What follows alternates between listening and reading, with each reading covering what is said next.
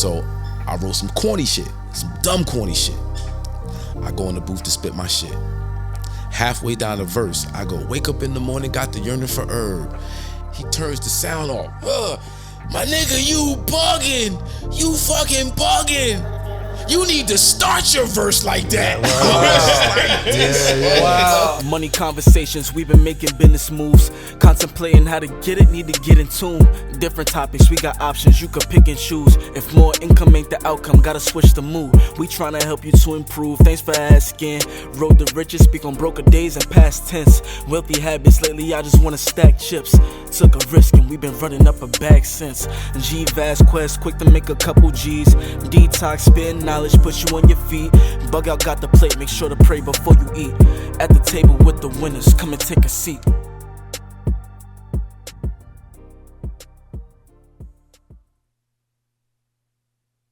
Yo, G-Vaz, what up, baby? What's good, bro? Detox. What up? Pradam, what's happening?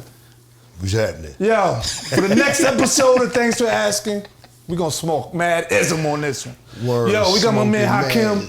and he gonna tell his story. Yo, Detox, start the interview and drop your shit, bro. Let me get a round of applause. Yes, sir. No doubt. My fault, I forgot T over there. Detox, my fault, I forgot T over there. The family, new family of the barbershop. You could have waited until I did that. I know, do right? that, My fault. But you're a good editor, so you can edit that shit out, I can't. bro. Not that. Right after, in the middle. Hakim, man, let me get some more love, man. Respect. No Yes, doubt, sir. no doubt, One no love. doubt. Yeah. What's going on, man? Everything is going on. You know what I mean? Gotta getting ready for 24 Hours of Peace coming up real soon. Oh, what's that? I like that. That's a peace festival we've been doing in Newark, New Jersey since 2010 every summer. For 24 hours, we push peace, love, unity, safely having fun, bringing real hip hop to the community. Now, when I say 24 hours, I really mean 24 hours. We start. Is there a location or you just spread? Yeah, well, we move it around the city. So it was born in the South Ward of Newark. Big shout out to the South Ward. In 2010, and we moved it to Broadway Market. That's like the center of the commercial hub in Newark, New Jersey. We did it there 2016 and 2021. We've had it on Springfield Avenue right next to the Shack Theater for the last 2 years. And this year we're gonna be on Central Avenue and 10th Street. Central Avenue between 10th and West Market. And we've had everybody from KRS, of course, Rakim, Kane, Styles P, Jadakiss, Fat Joe, Common, Talib Kweli, Carl Thomas, Monifa, Fabulous, Fabio Foreign, G Herbo, Rowdy Rebel, Faith, Smith & Wesson, Black Moon, Das Effects, Master Ace, Roxanne Shante, Marley Marl, MC Shan. Man, I'm leaving out. You should have said who wasn't on there. Right. That sounds like you got to do that. You know what I'm saying? Now this year is dedicated to women. We're uplifting the women of Newark, New Jersey, of hip hop culture. You know what I'm saying? We're uplifting women on August 23rd and 24th. It's all about women with an all-female lineup. We got Roxanne Shante, Lady Luck, Lady of Rage, Yo-Yo, Moni Love, Rod Digger, of course. We do house music from 12 to 4 in the morning. Like I said, it's 24 hours. Wow. Oh, wow. Yeah, so, it's Jersey, we in the bricks. Yeah. You know what I'm saying? It's house music all night long from 12 to 4. We got a diva coming out, no doubt. And then Saturday is geared more towards the younger generation. This year we got Asian Doll, Honey Baby, Lola Brooks, The Baddies, Big Biggie, and Taseki, and Lady London. Got bars. Is she one of the most? She got to be the most lyrical rapper now. That's new. Like her lyrics is. Oh my God! She giving us that work. She showing us what lyricism is all about, and I appreciate how she bringing it. But the entire lineup, front to back, of course, we got the legends. Yeah. You know what I mean? We got some legends coming through, and the new cats is doing their thing for their people, and it's a wonderful time at 24 Hours apeace. That's dope, bro. Super dope. I'm loving to hear that because a lot of times rappers, have they be. Y'all had your moment in a sense, being 19, 20, 21, trying to get on the game and be mega stars and stuff. And everybody, that part of their career has a time stamp on it. Oh yeah. You know what I'm saying?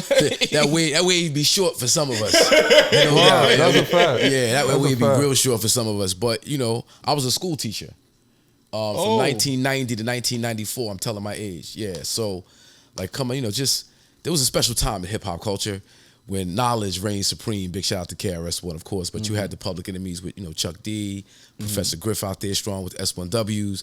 You had X Clan out there.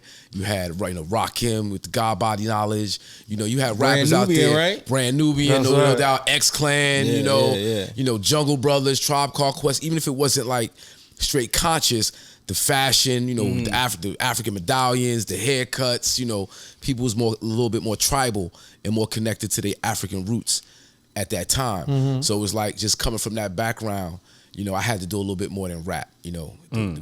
All we do is spark madism, but no, not really. We do much more. We do much more. Right. So you find your lane, even in terms of the business end of entertainment, dabbling in that, and being successful at some level. People look at me as a one-hit wonder, but when they find out everything that I've done, it's like, nah, you got hits galore. What's a hit that people wouldn't know you was a part of? All right, so Nas's "Got Yourself a Gun." Oh, So the nice. video, I came up with the concept. So you gotta take it back to the time Nas and Jay is beefing. It's getting real thick. Cats is taking some real serious jabs at each other, and Nas puts this record out called "Got Yourself a Gun." It's almost like an open threat. I mean, it's literally like an open threat. Yeah. So Benny Boom, who was he's one of my best friends, instrumental in the start of his career. He got a chance to write for Nas, "Got Yourself a Gun." He's like, "Yo, Hakim, you got to help me with this." So just thinking about the climate at the time, it was like, how do we address this and kind of bring the temperature down? It's an open threat, really, but visually, we don't want that to come across. Hold on, Hakim. Hold on. How the hell did Nas come to you? No, not Nas didn't come to me. Let me get this right. Okay. Right. So Benny Boom as a video director, right? So Benny's first video as a video director was Channel Live's last video as a group. Okay. It's called Wild Out 2K. Okay. We put it out on Flavor Unit in 2000. Okay. Right. So he directed that video.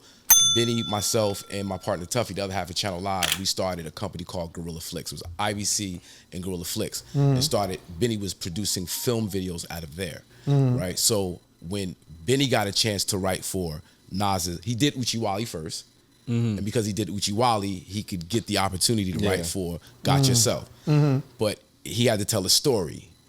And just knowing who I am and what I come with, he came to me and said, "Hey, listen, you got to help me write this." So I'm like, okay, how do we bring the temperature down? It's literally an open threat on the song. Got Yourself a Gun. What else is he saying? Right. Okay, so we don't want to keep pushing a negative vibe. How can we address it and make Jay-Z sort of like pause? What's really going on? What's really being said? So I was like, you know what?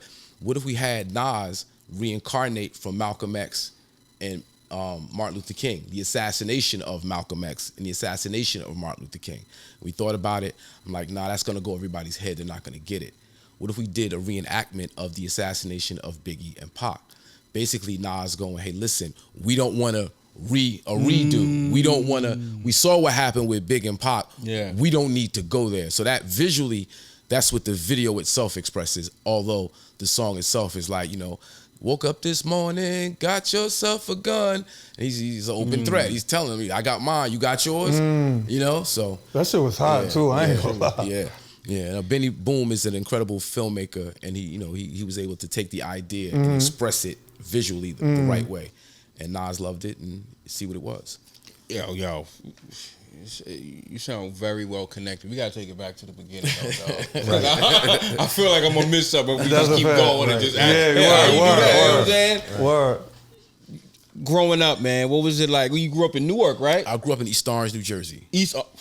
East Christ. Yo, that ain't no joke over there, man. Yeah. But it's funny that was because a rough neighborhood, man. Yeah, I grew up on North Arlington Avenue, across the street from Raleigh Park, which, if you know East Orange, it's North Arlington Avenue, William and Summit, Raleigh Park. On the other side of Raleigh Park is Walnut. Now, Walnut Street is like one of the most dangerous blocks in the country, like super. But I don't know, I was just a little different. So I could walk through the neighborhood and walk through things with all type of shit going on, but that's not what I was focused on. I didn't see that. You know, I wasn't, my friends, they were involved in certain things. Like, you know, I was big into sports. I played football. I tried to play football. On another level. I was big into sports, right? So, you know, that just gave me a certain focus where, you know, East Orange High School, where Vinny, KG, and I went to school, in 1982-83, that team dressed like 70 people at home games. Damn. By 1986, we couldn't get 35 people on the team. Wow. Right. Why? It was that crack. That money hit the block, and everybody was like, all Check right, this out. Yeah, We'll right. be over here and get this money real quick. Right. So, but you know, you see in real time, you know, what happens. And, you know, I was in love with sports, with you know, just other things. So I didn't see a lot of, even though East Orange is that, it's hot, it's tough out there. I didn't see that, and I still don't see that. I walk through my community, and I just see a different thing. I would like to see better things, of course, and that's why we do what we do, you know. But, you know, I see the love at the same time, and I've always saw the love. So, yeah. So how'd you get involved with music? As a dancer, like I was hot money, doing my Scoob and Scrap, you know, IOU dances, like that was my shit. That was my element of hip hop, was dance. And of course, I'm from East Orange, Newark, house music, you know, in 86, 87, 88, it was all about them ciphers. So dancing for various artists, the New Style, later to be Naughty by Nature, artist named Nicole, who I met at Wagner College, big shout out to the Wags. That was my first job as a background dancer. And I was dancing for this artist named Princessa, who's from Queens. And we were out in Texas, sitting in a limousine out in front of Dallas, Texas Stadium, where the Cowboys play. And we're in a limousine, and OPP comes on. And it blew my mind because I saw the grind. I saw them from the high school talent show in 1986. You know, going through the New Style phase, getting a record deal, but it not working out right. Seeing them get signed to Flavor Unit. I was a part of the show when Latifah and Shakim came to see them their first show. Like, we want to sign Naughty by Nature. We want to see you rock. Was at Upsala College. I was a background dancer at that gig. Like, having that history and seeing that, and then hearing OPP, I'm like, all right, I could do that. Let me hang up the dancing shoes and pick up the pen and pad. And that's when I started rhyming. Seriously rhyming, you know. Oh, before you were just playing with it? Yeah, you write poetry. You might freestyle off the head, but you don't take it seriously. How old was you around that time? I was 21. Yeah. Oh, so you was a little older. 19, 20. I was Did 19, you go to 20. college? I went to college. I went to Wagner College on Staten Island. I went to Montclair State in Jersey. I met my partner, the other half of Channel Live, at Montclair State in a dance battle against Proswell and Wyclef. Wow. Really? Oh, right, they're from Jersey as well, right? Yeah. Who won? Yeah, of course we won. Of course we won. Nice with mine, son. Right now, we got to get it. I was nice with mine. I was nice with mine. You know, So, What year was this? that was that would have been 89, 1989. Yeah. And then so I was a school teacher at the same. Well, I got my job working as a school teacher in 1990, and I started an after school program called Act Now, African Children of Tomorrow Now. See that influence with the you know, it's just, you know, we saw what we missed in high school, knowledge itself. It was like we found knowledge itself, messing around with hip hop culture, especially being in New York and Manhattan. Every corner is like a bookstore. Right. You know, you picking up literature off the corner, you digging in, you getting your Ivan Van Sertima's, your Dr. Benz, your John Henry Clark's. You know what I'm saying? You digging in. And he was like, you know what? We could put together a little syllabus and share this with the kids coming behind us. So we were able to get into the high school, and for twice a month, for the first 2 years, we did it at East Orange High School, and then we moved it to Sojourner Truth Middle School, where I was a school teacher. And I did that from 90 to 94, taking these kids that were involved with Act Now to see these various lecturers from these books we reading. And KRS had the Human Education Against Lies lecture tour. We took them to go see Chris at William Patterson, Ramapo, and he comes to Montclair State. And that's when the things kind of kicked off. He saw me in the audience and was like, Hakim, I want you to come backstage after the lecture. I want to ask you something. Of go backstage, and he's He like, knew you because of your teacher? The previous lectures. Like, Okay. Yeah, so we saw him at William Patterson first. Okay. And at the end of the lecture, I'm like, yo, I got something to say. Yeah, right. And I say something, and he's a little back and forth. We get into it. And then we see him at Ramapo College. We take a gang of kids, put them in the vans, like maybe 15, 16 of us. We go see KRS One lecture. Right, I'm sitting in the audience after the lecture. I guess he recognized my face from Ramapo. Yeah. Picks me out the crowd to say something. I got something to say. Comes to Montclair State maybe 4 or 5 months later, knows my face, sees me, recognizes me, tells me to come backstage. I go backstage. He's like, yo, I want you to open up my lectures for me. So I started opening up lectures for him. Meanwhile, like, I'm recording music, but I didn't tell him. Wow. Yeah, I got my little demo. Me and Tuffy, we got our little demo. We working it. But we were signed to another production company, and they were more focused on R&B. And they would actually give birth to an artist by the name of Carl Thomas, is one of my best friends. Wow. Yeah, right. So when we got released from that company, because they wasn't really doing the hip hop at that time, he jokingly says to me, you know KRS One, right? Why don't you go try to track down KRS One? He might give you a shot. Who says this? The production? The owner of the production company. Wow. Yeah, says this to me. So I said, okay. I tracked down KRS One. Right. I hit him off with the demo. Then I get a phone call on my mother's phone, the phone on the wall with the cord hanging down. Ray, I pick up the phone. May I speak to Hakim Green? Speaking. This is KRS One.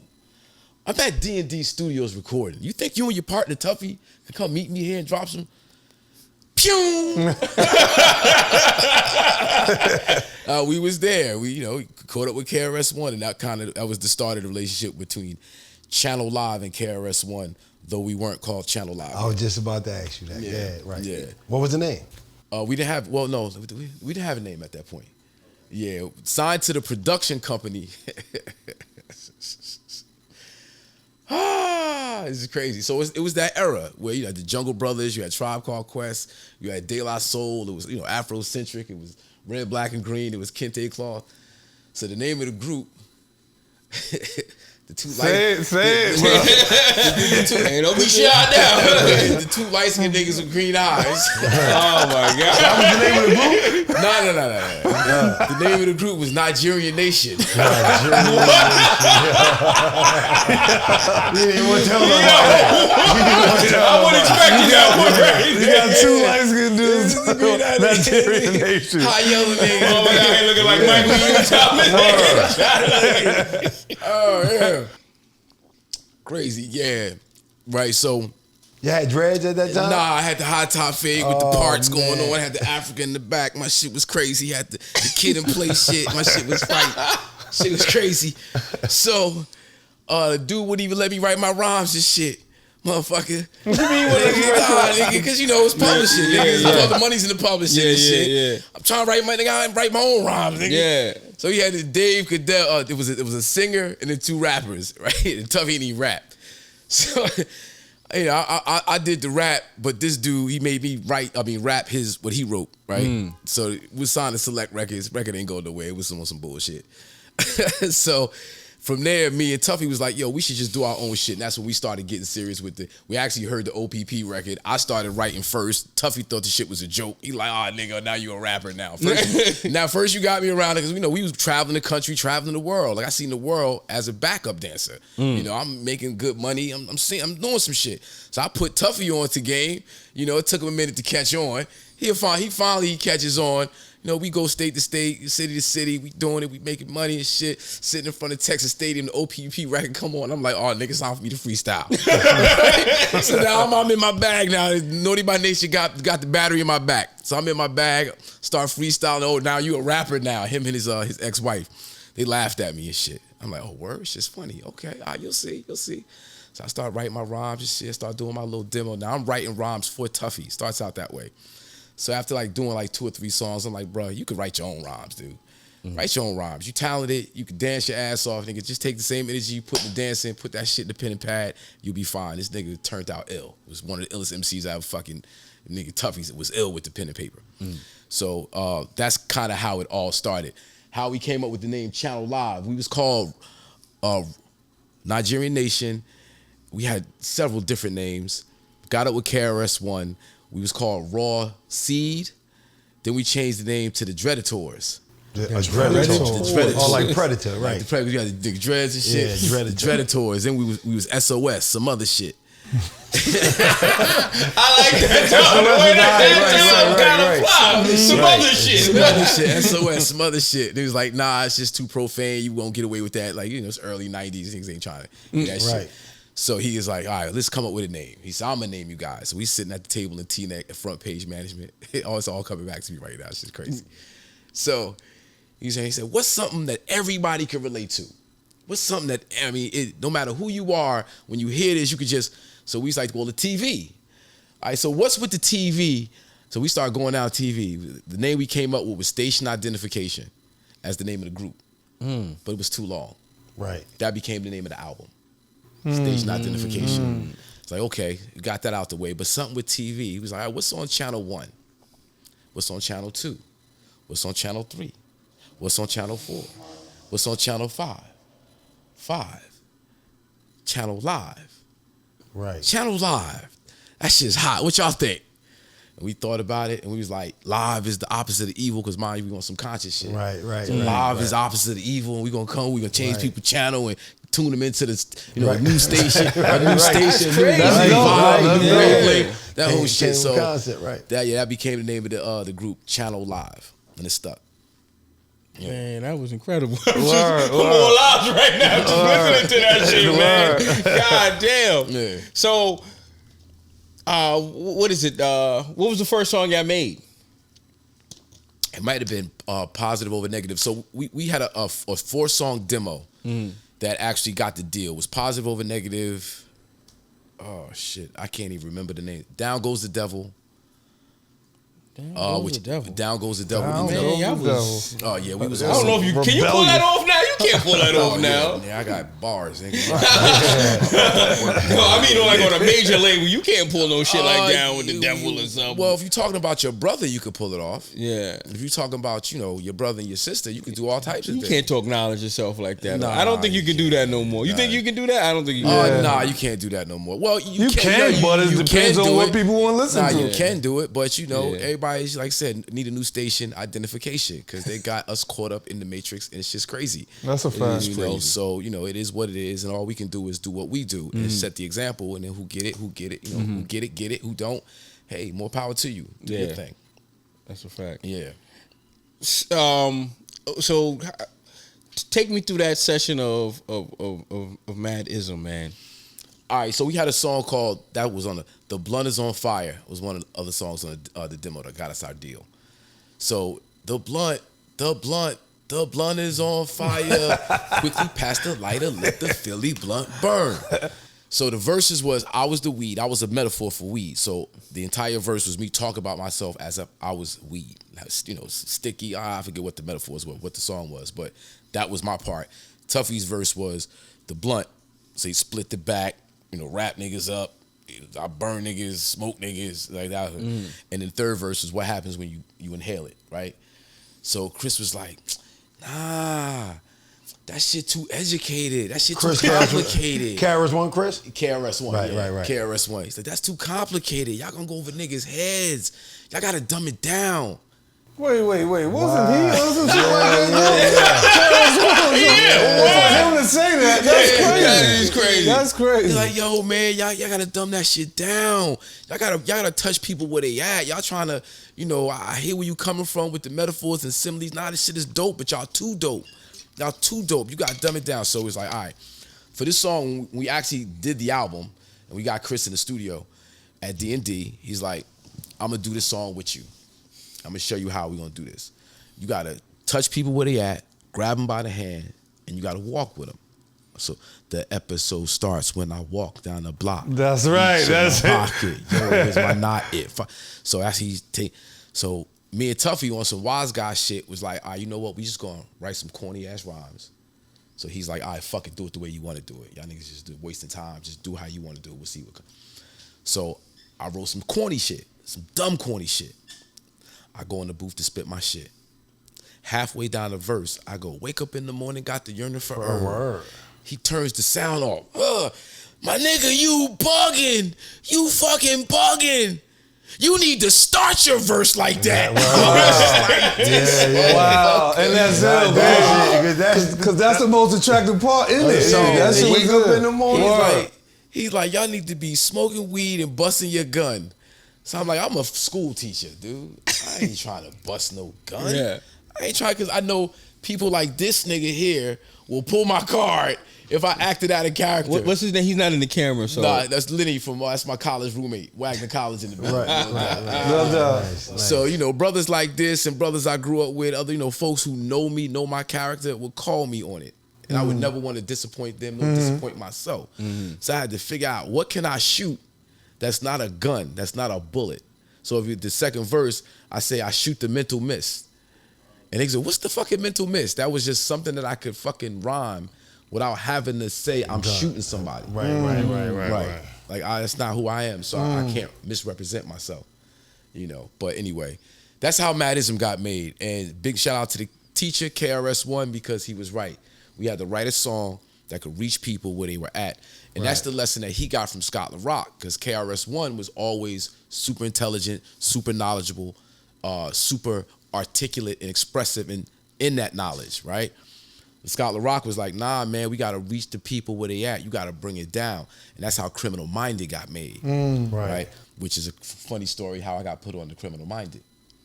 Break it down. What, did I mention? No, I didn't talk about Miss Lemmy's class, my homeroom class. No, 1986, 1987, my homeroom class was with Miss Lemmy, and KG from Naughty by Nature was in my class. So I walk into class one day. Now I'm on some whole other shit. Like, I went to summer camp every year from 1979 to 1987, right? So I'm a little different. I'm in a different music. I'm in the white boy music. Yeah. You know, that was my vibe. So I wasn't, though, you know, I know what the shit is. I'm big on hip hop. I was there from the beginning. I know all the groups. I know all that shit. I'm just on a different vibe right now, not totally tuned in. And when I walked in the homeroom class, and KG is sitting there with the Criminal Minded Boogie Down production album with two brothers with guns, and I'm like, well, what's this? He was like, this is Boogie Down production. How you don't know South Bronx? I'm like, damn, he not trying to sell no records. He's covered with guns and shit. Right. Which one? The My Philosophy album? Because that's this is not Criminal Minded album. Criminal Minded album. That's right. So 9mm go bang. Right. So that was Chris really bending down to the people so he could pick them up. So when you see the rest of his career, especially after Scott LaRock dies, gets murdered, shot in the head, you know, death by gun violence, which is like, again, when you know KRS One, you know, I mean, you know, he ain't no punk, but he's not pushing violence. Yeah. You know, he ain't no punk. You don't want to press him. He's a big dude. He will fuck you up.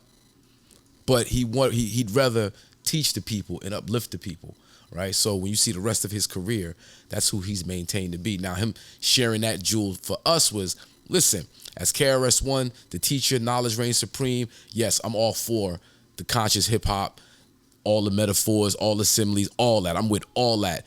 But on the business end, if we trying to make some money and you sign to a major record label that gave y'all a $250,000 deal, you got to pay that money back.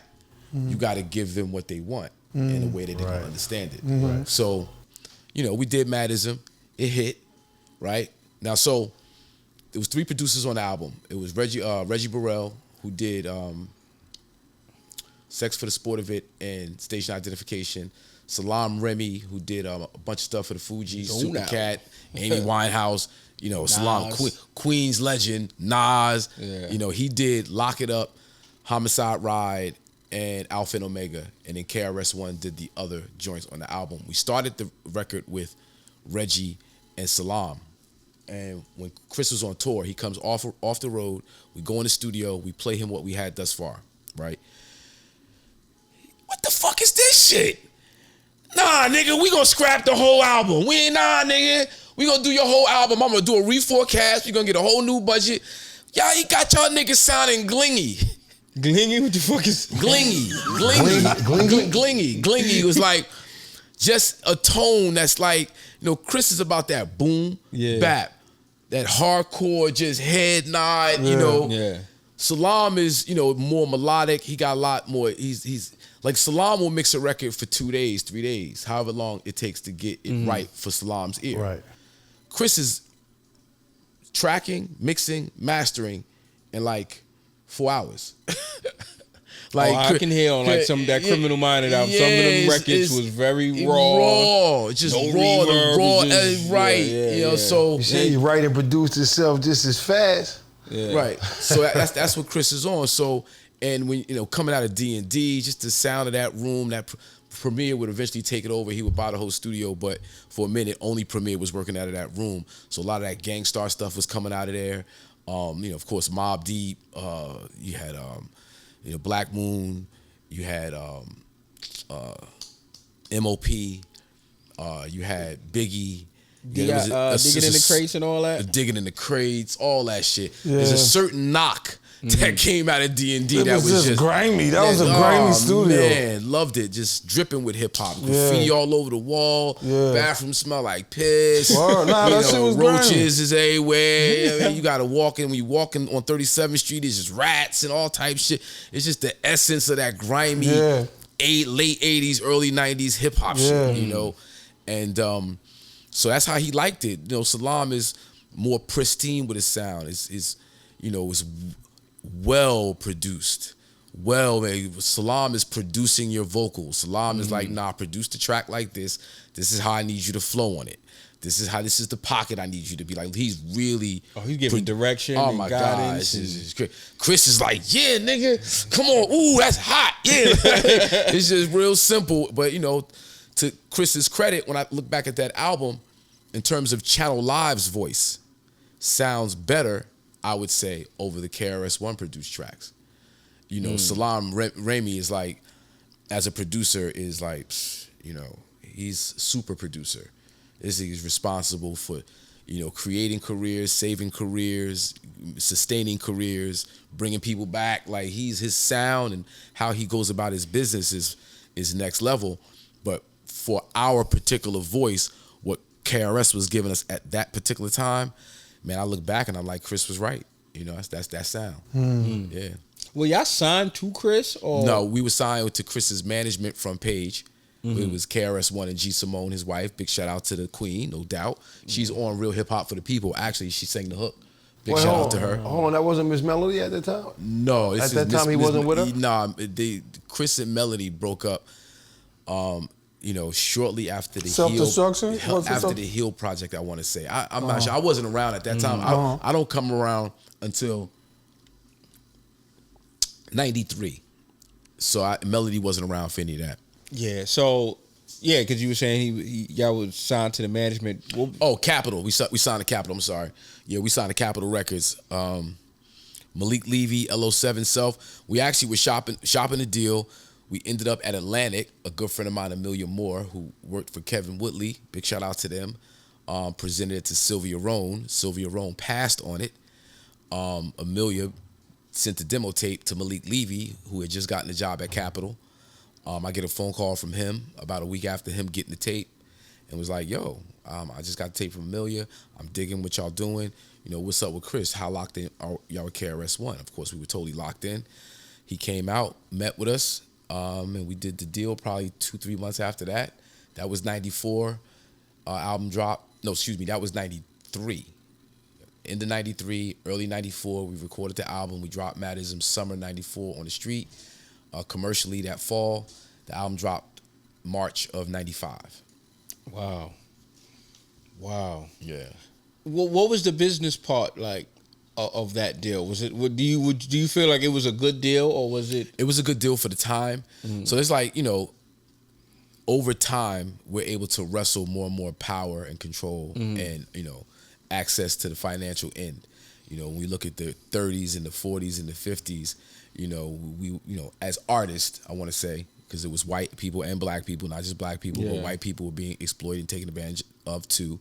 You know, gangsters controlled the music business from day one, and, you know, they give you a Cadillac, you know the story, and that's it, you know.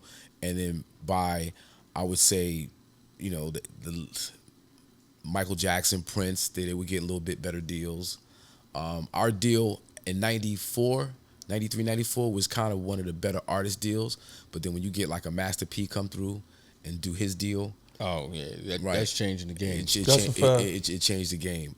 Cash Money followed up. Yeah. Changed the game. And what it did was allow people to look at it differently. And then, of course, you got people like Puff who are looking at it differently from a business end. And then his artist thing kind of came later. Yeah. But you're able to learn the business, see what you can have. And they have standard contracts, and depending on what level of the game you are in will determine the standard of your contract. If you understand your leverage and your power and what's actually, here's the pie. How much of the pie can I actually have? Mm-hmm. If you know to ask for more, you ask for more. And if you think you deserve it, you stand on business and you get it. Mm-hmm. Our deal, we wanted our publishing. We were able to own and maintain our publishing. That was kind of. Oh, so y'all get that anytime? That's all y'all. Yeah, I own my publishing. Oh, that's good. That's good. Yeah. That's good. Yep. So.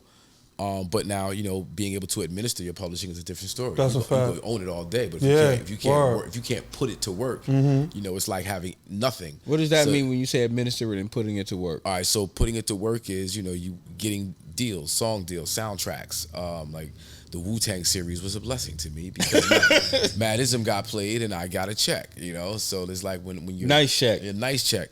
But there's a business behind getting that check. You have to have a company set up. You have to be, in contact with the people who are actually using your product for them to say, hey, listen, we want to use this. Do you own a license? Okay, we want to do a licensing deal. And then that's a contractual contract. We all ate off that Wu-Tang placement, when you're a group like Naughty by Nature, right? And every arena in the country, basketball, football, baseball is playing a Naughty by Nature song. Those publishing checks, now that's the idea of the song. That's the intellectual property, right? And you have the mechanical. That's the actual thing, which we no longer sell. We don't really sell the thing anymore, like the record itself, the CD. We don't sell that. We sell the digital part of it. But there's a mechanical royalty rate that's separate from the publishing. And there's writers, there's the production, and it's all different ways to chop that pie. And the more you know, the more you ask for, the more you maintain. So at that point in the game, we're still early, it's still new. There's still a quote unquote standard, relatively speaking, our deal was good. I still eat off of it. But compared to what came shortly thereafter and what people are doing now, I had a horrible deal. She was whack. She was crazy. She's in slavery. This is some bullshit. Niggas own my masters. I don't get my masters back. It's like, that's a whole nother. Who owns the master? I thought after like 32 years or something, it reverts back to you. It's 30, and I'm working on that. 30 years next year, 2025. Congratulations. Pray for Channel 5. But then owning the master means nothing if you can't put it to work. If you can't find places for it to play. Yeah. You own it. Okay, what is it worth? Well, who's playing it? Who wants to hear it? So it's a whole complicated game that's involved, but it's fun learning. It's a lifetime of learning. And the more you know, the more you eat. So the first album drop. What happens after that? The wave ended and we fell off. To be blunt. To be blunt. No doubt. Did you think y'all fell off, or was it y'all was putting out the music and the people wasn't responding like they should respond? Nah, so Capitol. So it was a major label, considered a major label. It's a boutique major label. Yeah. Right? Big on jazz. Blue Note catalog is crazy. They're big on jazz, big American pop, pop standard, American standards, pop records, huge. Right? They signed MC Hammer.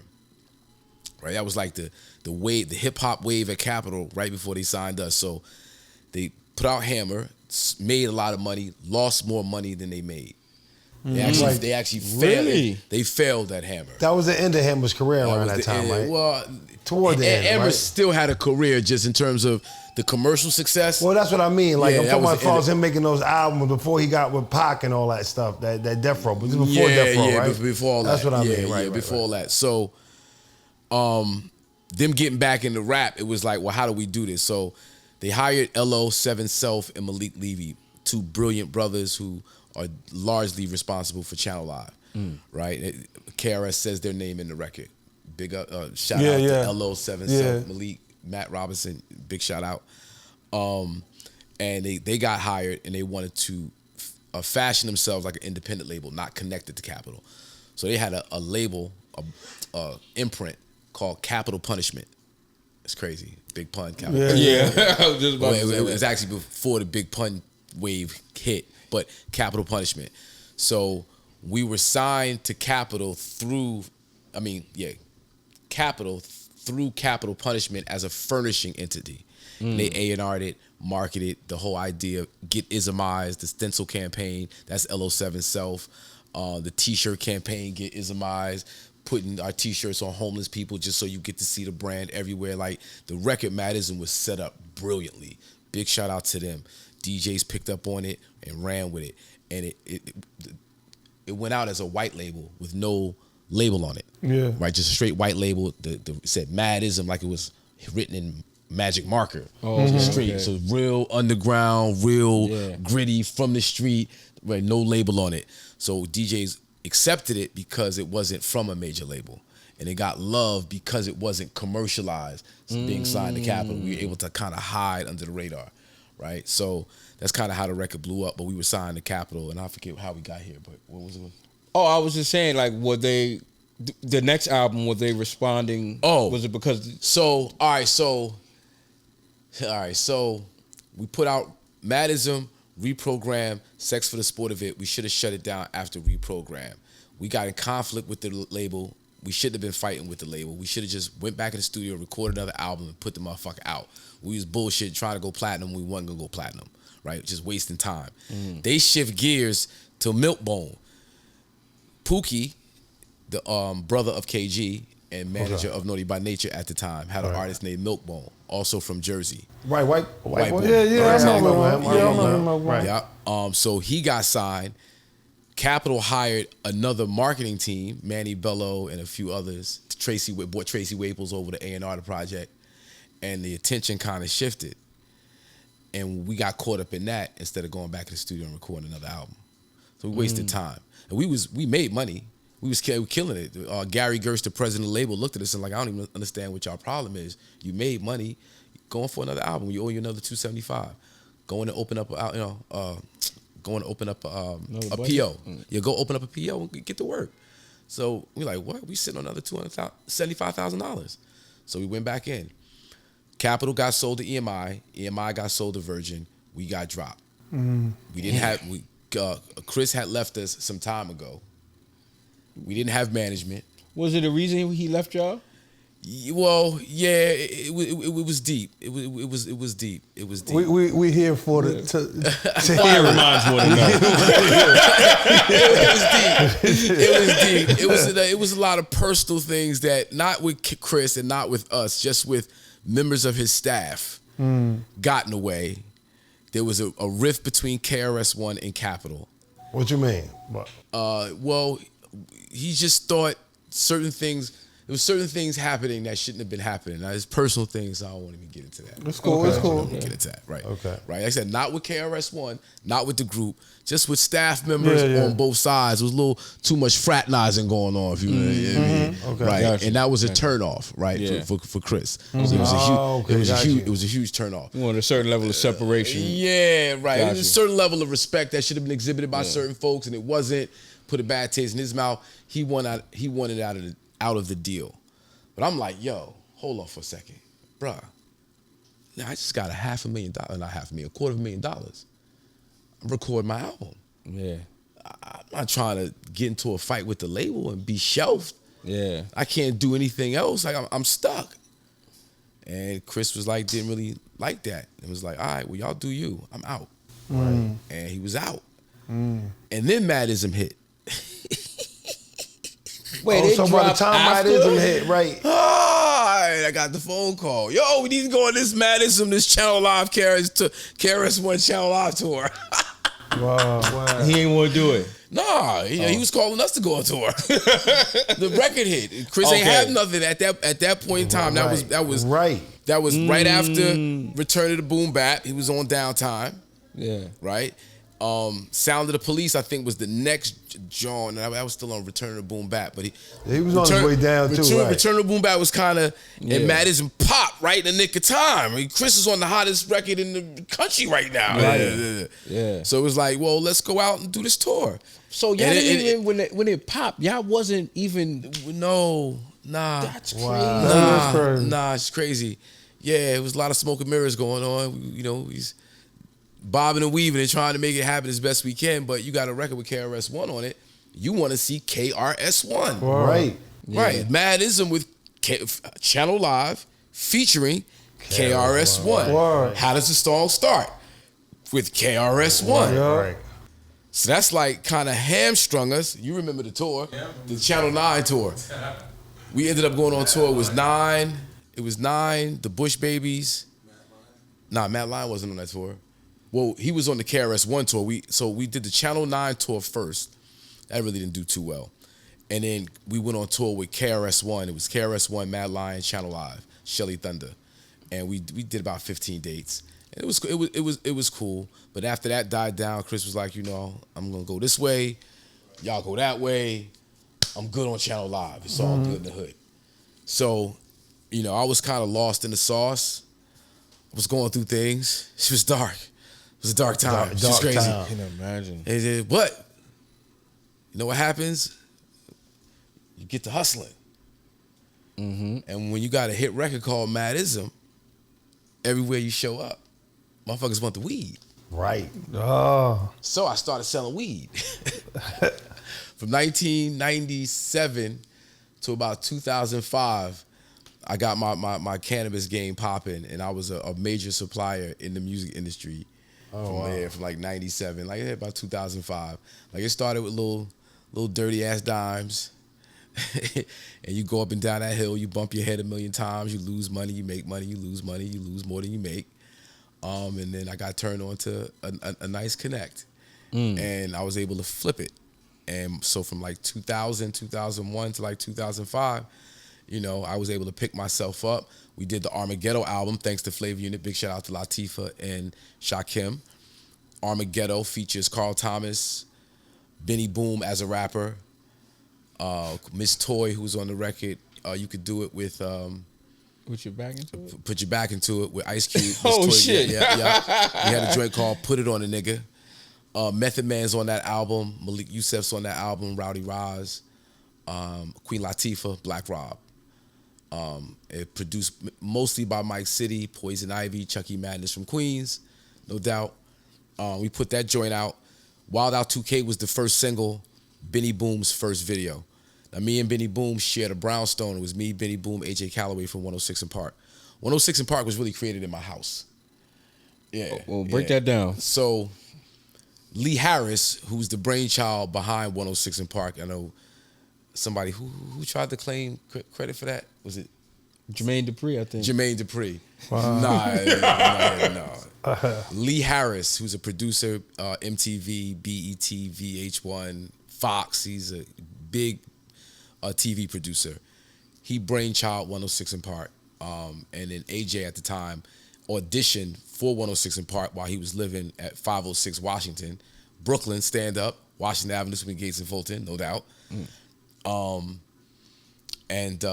So yeah, he got the gig, and then he would move out about a year after getting the gig. He moved out, and Lee moved in.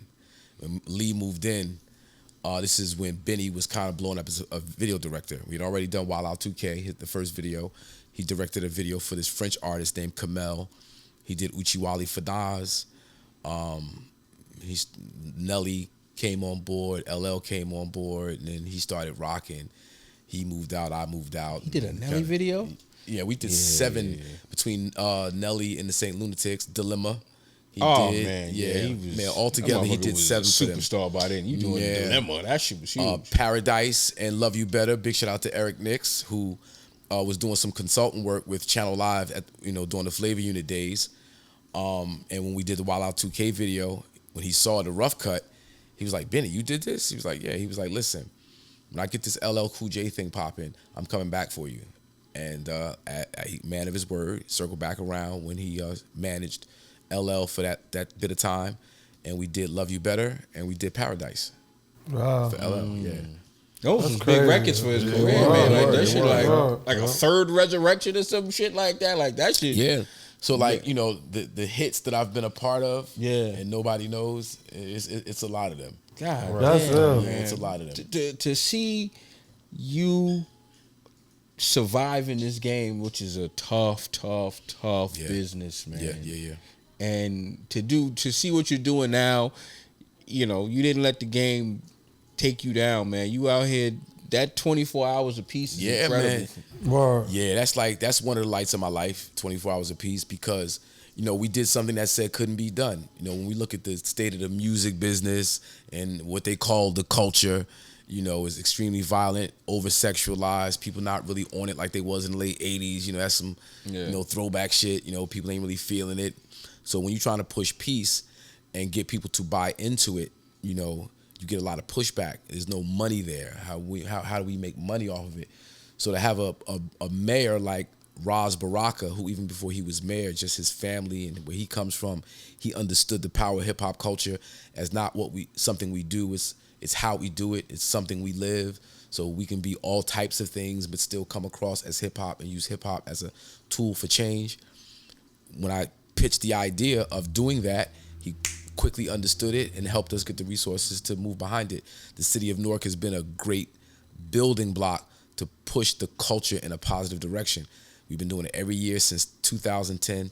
You know, we didn't do it in 2020 and we didn't do it in 2018, but every other year we've done it, and it just gets bigger and bigger. Last 3 years, we've pulled out about 20,000 people over the course of 24 hours. You know, big shout out to Nikki D. We do a whole health and wellness segment on, so like I say, 24 hours, 6 p.m. Friday to 6 p.m. on Saturday. We go from really 6 to 4. We take a 3-hour break. We start back at 7. It's spirit on your mind. We're doing gospel. We're doing meditation, yoga, health and wellness.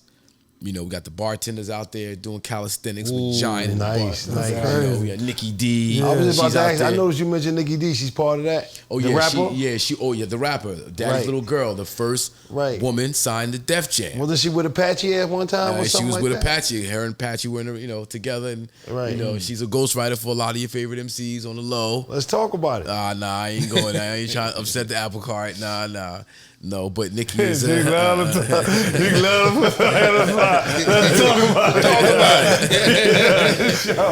it. We'll do it. Nikki, we'll get another show. We'll get Nikki to talk about it. How about that? We're going to bring her up here so we can ask her what she pimped for. Yeah. She was nice. Yeah, she's still I thought nice. she was from New York. She still I got promise bars. you that. Yeah, Nah, she's actually from Jersey. She's actually from Jersey. She Harlem girl right now, but she grew up in Cali, in LA, actually. Oh, yeah. So wow. she born. She spent some time her early life in Newark. Then she went out to LA and spent a great deal of time in LA. Came up.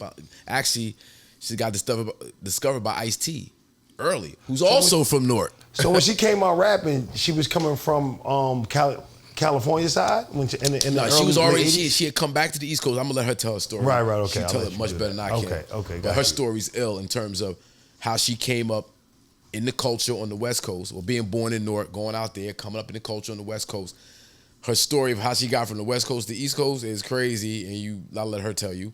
And then how she met Russell Simmons, and how that whole relationship was nurtured to her being the first woman signed. Yeah, we might have to get her on the show. Yeah, man. Right. We would love for her to get on And the show. she's in the health and wellness community heavy. She's a physical therapist. Nice. She gets it in. You know, me and her build all the time. She's my big sister. Like, looks out for me, been looking out for me for like decades. You know, it's like people like that who have been beacons of light in my life. So in doing 24 hours a piece, to be able to reach back around to them and, you know, be like, listen, come on, we do this together. Yeah, Right? yeah. That's a blessing for me. Yeah, that's dope. I got like maybe 2 or 3 more questions. One, if somebody wants to start something like 24 hours a piece in their neighborhood, like what are you doing? How do you do All right, that? so the thing about hip hop culture is it's about do it. yeah, Like, don't talk it. Okay, I want to hear the plan, but how do we activate the plan? How do we do it? So KRS has his whole thing. Hip is to know. It's a form of intelligence. To be hip means to be update and relevant. Hop is a form of movement. You can't just observe a hop. You got to hop up and do it.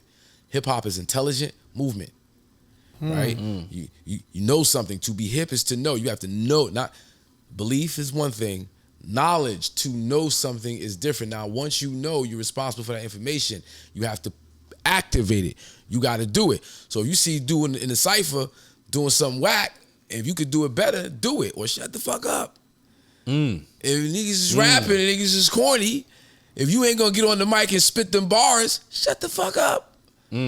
Is doing the steals, cutting hair, whatever it is. You know, fashion designer. We sit, we critique, we talk about people, we put people down, we love shining on motherfuckers. But what the fuck is you doing though? What the fuck is you doing? Hip hop is to do something. You gotta make that shit happen. So how do you do it? You do that shit. Organized. The biggest thing our people lack is organization. You know, a group of people coming together for a purpose and everybody playing a position. You ain't gotta play every position. You need to play a position and be accountable for your position.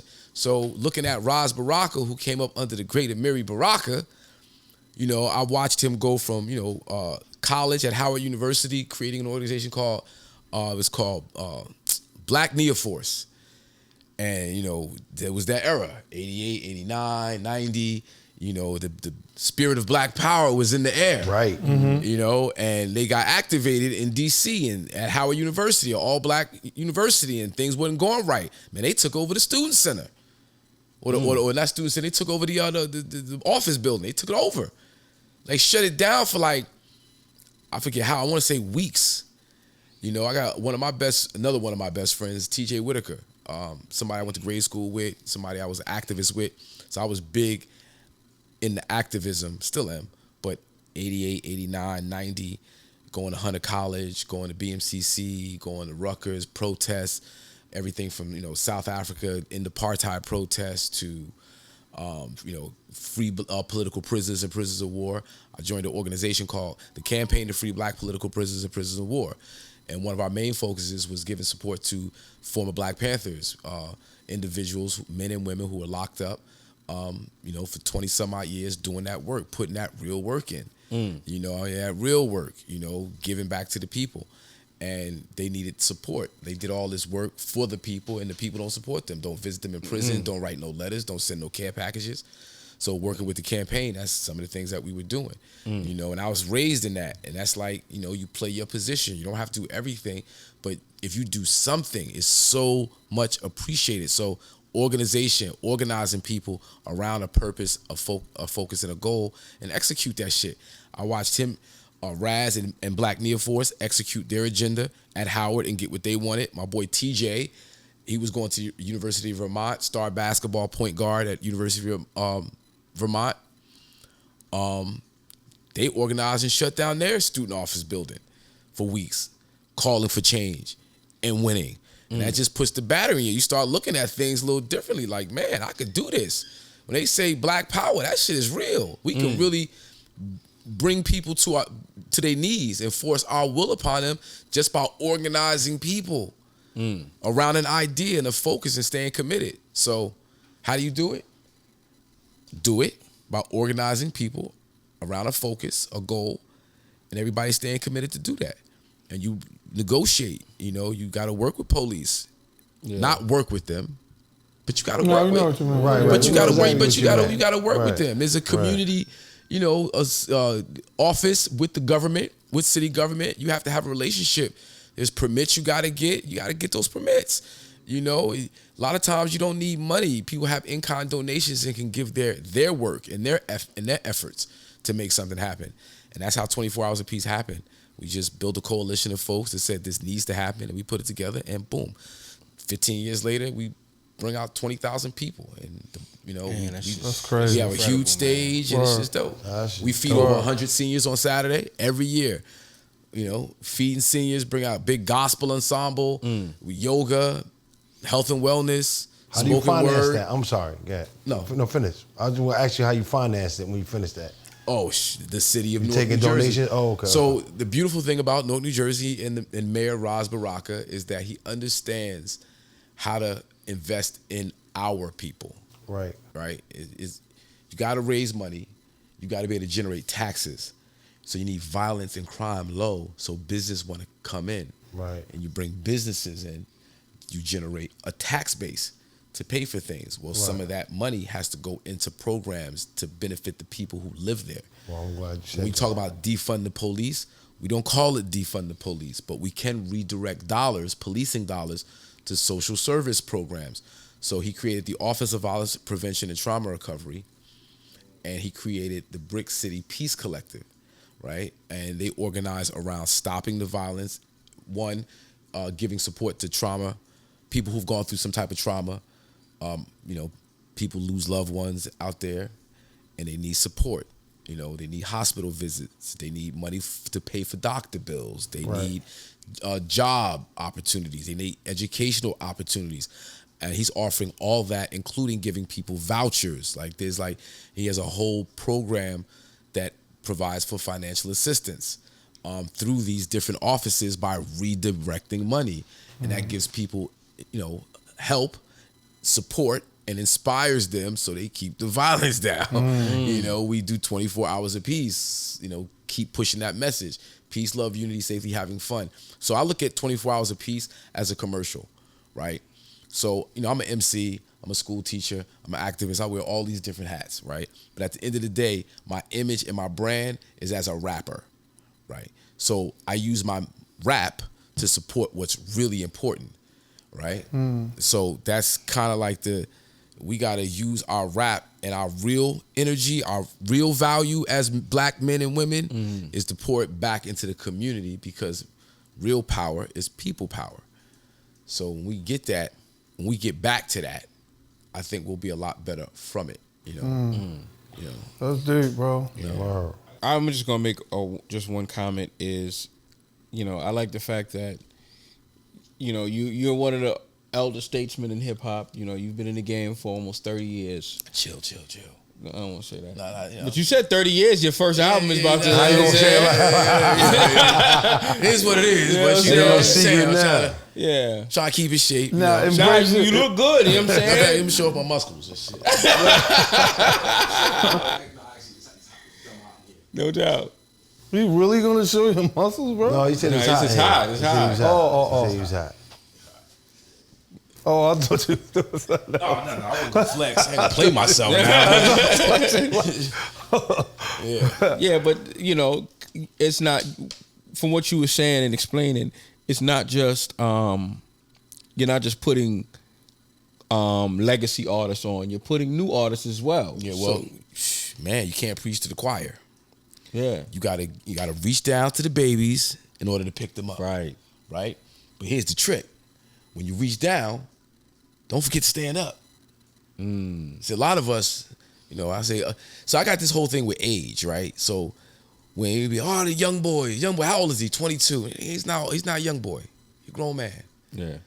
We gotta expect, 19, 20-year-olds to be a little bit more responsible. That's a fact. Yeah. We got this thing, OG, and OGs be like 28. Nah, dude, he's not an OG. He's not an OG, it's like we gotta be more responsible. That's kind of it. Like we gotta kind of raise the bar. We gotta push young men to be men. Yeah. And we babying, and we too many excuses. Even with these bars, you know what I mean? Like, they kids. The new generation. I know they got their thing. But we need to give them an example of what the shit's supposed to sound like for real, so they know the shit is whack when they hear whack. That's a fact. That's a whole fact. Yeah, and it's like we making too many excuses, and that's not like I ain't get no excuses. Niggas ain't fuck with me just cause I had to bring that fire. I had to say something with my shit. Or niggas gonna be that's like, nah, nigga, you fugazi. We not fucking with that. That's not what we doing. Cause whack meant something back then. Whack don't mean nothing now. Nah, ain't what the fuck is that shit. Whack was relative. meant Whack. You ain't want that on your That's a jacket. fact. That's a fact. Word. It's like I got this thing. If anything goes, everything will. So we have to set limitations and standards, and everybody can't get in. Everybody can't go. Everybody don't get an award, my G. Yeah. Sorry, you gotta earn this motherfucker. Like, what are we doing? That's why we losing the culture, because you could fucking do anything in the culture. Yeah. Word. Yeah. Word. Gotta be, we set a standard in like hip hop. So when hip hop was at its best, its purest, the original form of that shit wasn't on the radio. Shit wasn't on the radio. Yeah. It was only a select group of motherfuckers who really, really fuck with that shit, hard body, who knew what it was. There's only certain people you could go to to be down by law. You had to be co-signed by a real motherfucker in order to be considered a real motherfucker. And we got to get back to that. Now, getting back to that means that everybody not going to fuck with it. Everybody not going to be down. It's not going to be commercial. It's not going to be on the radio. But that's okay. I've been doing 24 hours a piece the last 15 years. They did Summer Jam the other day. Of course, Summer Jam is a much bigger crowd than 24 hours a piece. I do not have it twisted, no doubt. But when Red and Meth left that stage, disappointed in the interaction, in the response they got from the crowd. Right. For being too old. So, you know, one of the social media, you know, platform, they threw something up. I ain't gonna, they didn't give me no checks. I ain't gonna say their name. But they discussed it on their platform. And somebody said they got a simple fix. 24 hours a piece should do not 24 hours a piece. Summer Jam should do a 2-day festival. Legacy artists on Friday night, new school artists on Saturday night. I've been doing that for 15 years. So now if I see Hot 97 doing it, they biting. If Hot 97 does it, they biting. Because we've been doing that shit for 15 years. And we don't get support from Hot 97. Say it to that camera right there. Talk to that camera. I said, if Hot 97 does a 2-day festival where you got legacy artists on one night and new school artists on this night, on the next day, y'all biting. 24 hours a piece been doing it every year since 2010. And you guys have not supported it how you should have supported it. And we go to them, we go to these radio stations. We pushing peace, love, unity, safely having fun. We trying to stop these young brothers and sisters from killing themselves. We're trying to stop these young brothers and sisters from exploiting themselves. We try to give these people services, education, you know, financial literacy, do all the wonderful things that we say we need to do. We've been doing that since 2010, thanks to Honorable Mayor Ras Barak in the great city of Newark, New Jersey. But we don't get the support from the commercial community like we should, considering we drive the culture and the culture's buying your product. You know, so I ain't gonna go too You said it enough. Ain't no more you can say. You ain't gonna curse the camera out too much. Yeah. Bug, you got anything? Look at me, bro. Yes, sir. You're dope. Thank you. And I don't mean regular dope. You're so hip-hop, bro. We need more people that's like you in hip-hop to express it like that. Hip-hop, the fucking and just black give back community, to the period, community. man. And you super dope, bro. I ain't gonna lie. Right. And we need more people like you, bro. Thank you. That's all I gotta say, bro. You dope. Oh, I thought you was gonna ask for a freestyle. Oh, I got something. There it is. There you Let's go. hear it. Let's hear it. Let's hear it. All right. Let's hear That it. camera right there for me. All right. Something out of nothing, the culture grew from breaks, B-boys with fat laces helping DJs carry crates. 12 inches with the name covered up, 45s black with tape, needle dropping on the get down part, 1 to 1, never late. The moonwalk looked like skates, time as if it had like the 8, build to destroy the devil's world, God body at the gate.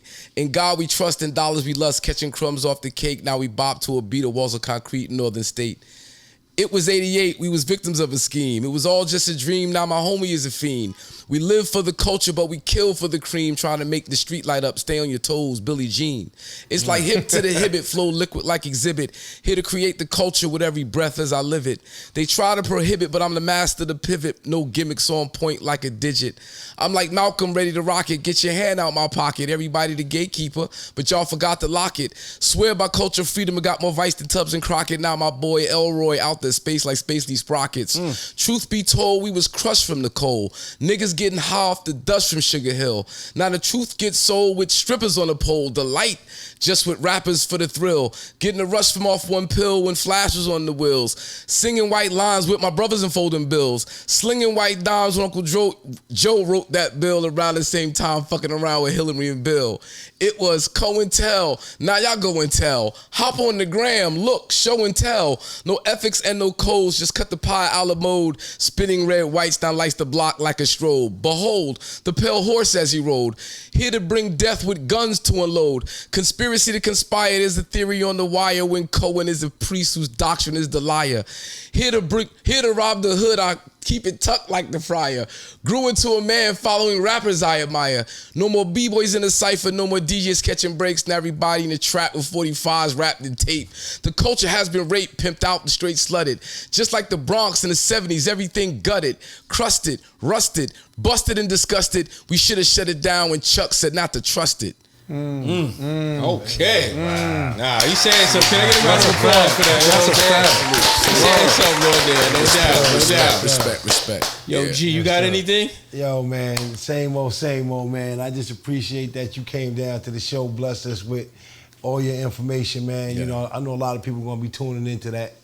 You know, and you know, and good luck to everything you got coming to you, man. Thank you. I got one more thing I need to say. I missed out on. So I'm launching a cannabis brand called Madism July 10th. We're starting in Michigan. A cannabis brand? A cannabis brand. Cannabis. Cannabis brand. Cannabis brand. Yeah, okay. All we do be more clear. is spark. Madism. You gotta be clear with that. Yeah, cannabis. All we do is spark Madism. We launching it in Michigan July 10th, but we're gonna be state to state, moving around. Everywhere it's legal, we're gonna be. I know you brought touching samples, down. Right? Actually, I did not. I mean, I got weed in my pocket. I always got some weed on me, but it's not my shit. That was a joke. Normally, I ain't prepared. That's what you're trying to say. Right. Yeah, man. Right. Yep. No, that's dope. What's the name of it? You want to give it a shout out? Oh, what? Madism. All we do is spark Madism. That's what's Madism going is the word. Madism. So I'm putting out. I'm putting out 3 flavors. Right. We got Bruce Banner crossed with peaches and cream. We got skunk sour cross, and I got baked blueberry.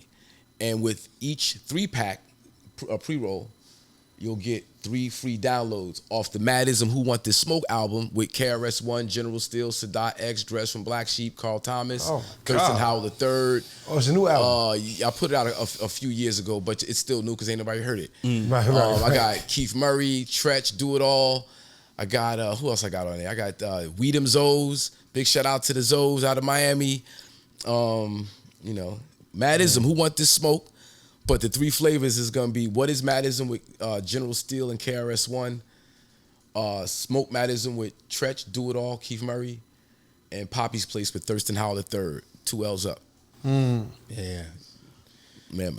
Yo, this is Bug Out. No, you're Detox. You said this is Bug Out. I'm Bug Out. You're to you. Detox. All right, go ahead. Did I point to me when I said this is Bug Out? You went like this. Go ahead, bro. That's Bug Out. Thank you. That's G-Vaz. Shout out to Prom. This is Detox Jones. T, we got my man T over here in the cut. We got T in the back. You know what I'm saying? Sparrow, what up, son? Got brother Sparrow over here in the corner over here. And we got the one and only. The one and only. Respect. Hakim Green from Channel Live. All we do is spark Madism. Thanks for asking. Peace. Yo, this is your man, Hakim Green. Channel Live and direct. BDP, all day, every day. All we do is spark Madism. Thanks for asking. Like, follow, subscribe. You know the time. Cheer.